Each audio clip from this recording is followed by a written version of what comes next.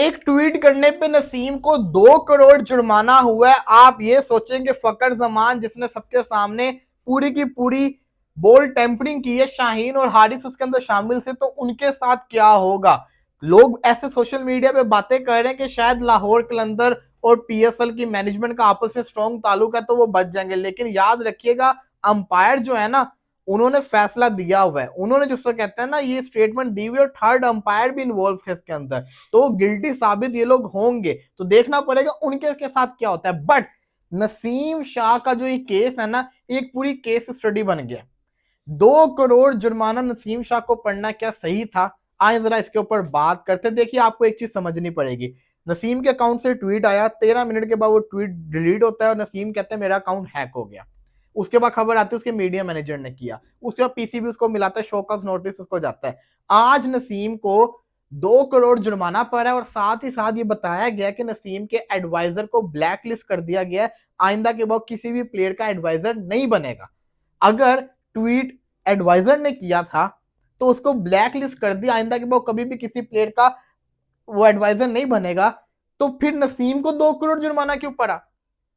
और 2 करोड़ इतना ज्यादा है कि आप इससे अंदाजा लगाएं कि आमिर जमाल ने 804 लिखवाया था टॉपिक के ऊपर तो उसको 14 लाख जुर्माना पड़ा था, और ये ट्वीट के ऊपर 2 करोड़ जुर्माना। तो इससे आप अंदाजा लगाएं कि अगर 10-20 लाख भी पड़ता तो समझ आती कि चलो नसीम को पेनल्टी पड़ी है, लेकिन 2 करोड़ जुर्माना पड़ने का ये दिमाग कहता है कि शायद जो एडवाइजर का नाम सामने नहीं आ रहा, कोई पता नहीं है कि कौन सा एडवाइजर था जिसको ब्लैकलिस्ट किया गया है, तो क्या पता ये सिर्फ और सिर्फ डिस्ट्रैक्शन हो, असल में नसीम ही कसूरवार और नसीम को सजा के तौर पे 2 करोड़ जुर्माना पड़ा है। ऐसे तो ये भी शो होता है, लेकिन द मेन पॉइंट इज कि अगर ये स्टेटमेंट आ गई है कि एडवाइजर ने ये किया था और उसको ब्लैकलिस्ट किया है, तो फिर नसीम को 2 करोड़ जुर्माना सही चीज नहीं है, मैं समझता हूं। देखिए जो ट्वीट हुआ वो इंतहाई गलत था, वो बनता नहीं था, क्योंकि आप ये देखिए कि उससे पहले नेशनल कप हुआ था, केपीके के सीएम भी तो वहां पे गए थे, उनको भी तो प्रोटोकॉल मिला था, तो सीएम पंजाब को प्रोटोकॉल ना मिले ये ज्यादती की बात है, उनका हक है प्रोटोकॉल उनको मिलना, तो वो ट्वीट बनता नहीं था। लेकिन जिस तरीके से उसके बाद ये एक्शन हो रहे हैं पूरे के पूरे, ये समझ से बाहर है। अब नसीम शाह, सवाल यहां पे एक और भी आता है, क्या नसीम शाह दोबारा पाकिस्तानी टीम में खेल पाएंगे। आमिर जमाल गायब है टीम में, हालांकि आमिर जमाल फिट भी है, आमिर जमाल सब कुछ कर रहा है, लेकिन आमिर जमाल पाकिस्तानी टीम में वापस नहीं आ रहा, तो क्या नसीम वापस आएगा, ये भी सवाल बनता है। और साउथ अफ्रीका के अंदर नसीम जैसा बॉलर पाकिस्तान के लिए जरूरी है। तो नसीम शाह ने अब दोबारा ट्वीट करके माफी तो मांग ली है, लेकिन 2 करोड़ जुर्माना बहुत बड़ा होता है, इससे आप अंदाजा लगाए वो कॉन्ट्रैक्ट जो उसका है, उस मेरा ख्याल है सी कैटेगरी के अंदर वो है,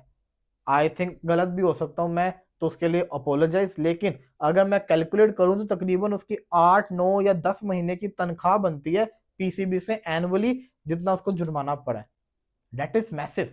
तो इसके ऊपर फैसला तो आ गया हुआ है, अगर पीसीबी एडवाइजर का नाम भी रिवील कर देती तो ज्यादा बेहतर होता, हमें पता चल जाता कि यार जैसा कहते हैं ना ये एडवाइजर ने किया है, ये जैसा कहते हैं ना उसको सजा मिली है, तो ये पूरी की पूरी कहानी सामने आ गई। बाकी जी फकर जमान के साथ रेफरी की दोबारा मीटिंग हो गई है, पहले एक मीटिंग हुई थी जिसके अंदर फकर जमान ने क्या किया, फकर जमान ने मना कर दिया मैंने कुछ नहीं किया, तो फकर जमान अगर उस वक्त मान लेता तो फकर जमान को कम सजा होती। अब फकर जमान ने मना किया, दोबारा हेडिंग हुई, दोबारा जिससे कहता है ना फकर जमान ने सुनने में आ रहा है कि डिनाई किया, तो अब जो रिजल्ट आएगा ना जो भी सजा होगी, अगर सजा उसको मिलती है तो वो डबल मिलेगी,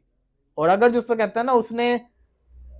गिल्टी मान लिया हो तो क्या पता कम भी हो जाए। लेकिन जहां तक मुझे पता चल रहा है, जो मेरी सोर्सेस कह रही है फखर जमान को सजा होगी, देखना यह कि शाहीन और हारिस के साथ क्या होगा। और यहाँ पे तो सोशल मीडिया पे सवाल ये भी उठ रहे हैं कि लाहौर कलंदर तो इस दफा तो कैमरा था पकड़ा गया, इससे पहले भी इन्होंने कितनी दफा ये वाले काम किए होंगे। और एक बात किसी ने बड़ी अच्छी की कि भाई सीमट को बॉल तो फिर दूसरी टीमें भी तो खेलती हैं, क्राउड के अंदर बॉल जाता है उनके बॉल नहीं फटते,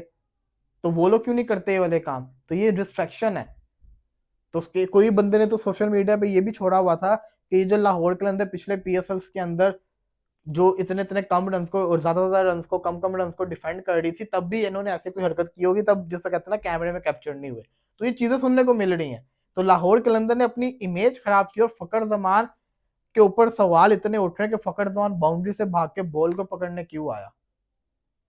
तो ये बड़ी सवाल उठ रहे हैं। तो फकर जमान को इस चीज को नहीं करना चाहिए था, इतना अच्छा वो पाकिस्तान का पूरा हर बंदा उसको पसंद करता है, ये काम खराब हो गया है। आगे जाके अब इसका रिजल्ट आएगा, देखना ये कि क्या रिजल्ट इसका सामने आता है।